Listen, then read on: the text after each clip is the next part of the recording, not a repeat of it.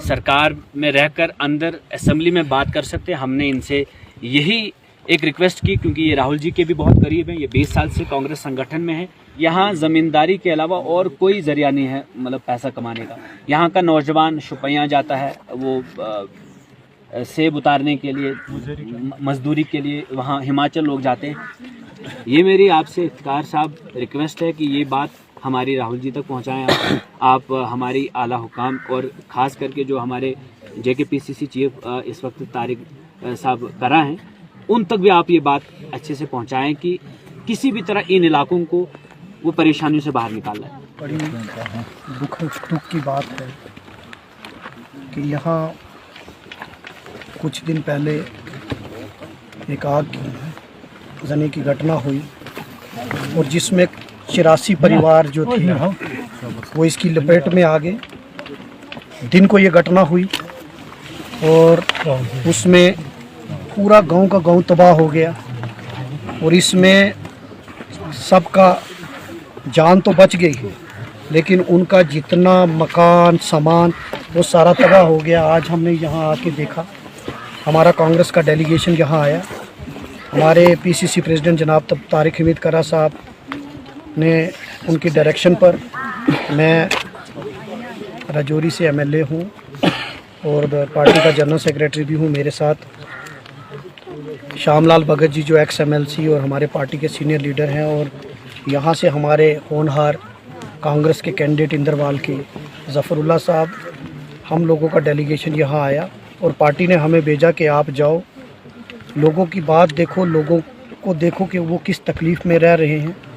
जो कि हम सरकार का पार्ट है। कांग्रेस और नेशनल कॉन्फ्रेंस इंडिया अलायंस की सरकार है और जब ओथ हुई तो एक दिन पहले उसी दिन घटना हुई थी। तो यहाँ चीफ मिनिस्टर साहब भी आए थे, तो हमारा बीच में हम आज आए हैं और ये देखना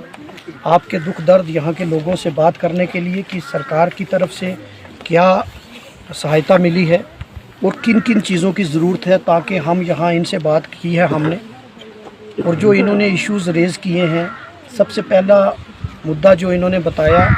कि अभी तक सरकार की तरफ से कुछ अनाउंसमेंट तो हुई, चीफ मिनिस्टर साहब यहाँ आए थे, उन्होंने अनाउंस तो किया,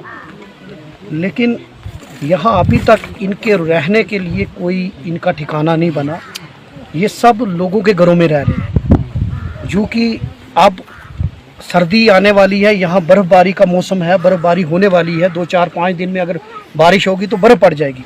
तो ये लोगों के लिए प्री फैब्रिकेटेड स्ट्रक्चर होते, घर बनते, ताकि टेम्परेरी घर बन जाते, ताकि ये 84 फैमिली जो हैं ये अपने बाल बच्चे के साथ, अपने मवेशियों के साथ वहाँ रहते। लेकिन अभी तक इस दिशा में कोई कदम नहीं उठाया गया। दूसरा, इन्होंने यहाँ क्योंकि माल मवेशी हैं तो यहाँ कोई उनकी दवाई के लिए उनके कोई सब सेंटर कोई वो नहीं है। तीसरा, अभी इनको क्योंकि यहाँ जब इस तरह की घटनाएं होती है तो यहाँ डॉक्टर्स की भी कोई फैसिलिटी नहीं है और ये इतना दूर दराज एरिया। जब हम आए तो हमें लगभग जम्मू से 14-15 घंटे लग गए। सुबह भी हम यहाँ निकले थे और इतने दूर दराज एरिया में ये पाँचवीं, मुझे अभी कैंडिडेट साहब ने बताया कि ये 4-5 गाँव पहले जल चुके हैं, लेकिन पहले भी ये डिमांड उठती रही यहाँ fire station, fire brigade station होना चाहिए, ताकि कोई भी आगजनी की घटना, क्योंकि यहाँ लकड़ी के मकान हैं और आगजनी होती रहती है, क्योंकि जब भी लकड़ी जलाओगे तो आग लग जाती है, क्योंकि लकड़ी के मकानों में। लेकिन पहले भी इस तरीके की डिमांड होती रही, लेकिन आश्वासन मिले, लेकिन वो फायर स्टेशन जो है फायर ब्रिगेड का, वहाँ स्टेशन जो फायर सर्विस स्टेशन यहाँ नहीं है। तो अभी भी सरकार ने कहा है, तो हम ये भी, मैं असेंबली में, क्योंकि 4 तारीख को असेंबली है और मैं सरकार में भी, हम क्योंकि हमारी ही सरकार है, तो मैं कंसर्न चीफ मिनिस्टर साहब और जो हमारे चीफ मिनिस्टर साहब से, और मैं पार्टी के अपने प्रेसिडेंट, वो भी विधायक हैं, उनसे भी बात करूंगा, ताकि यहाँ फायर सर्विस स्टेशन यहाँ परमानेंट एस्टैब्लिश हो, ताकि कोई भी आगजनी की घटना होती है तो तुरंत उसको बुझाया जाए। यहाँ जब घटना हुई तो अनंतनाग से वहाँ गाड़ी, फायर ब्रिगेड की गाड़ी आई, 6 घंटे लग गए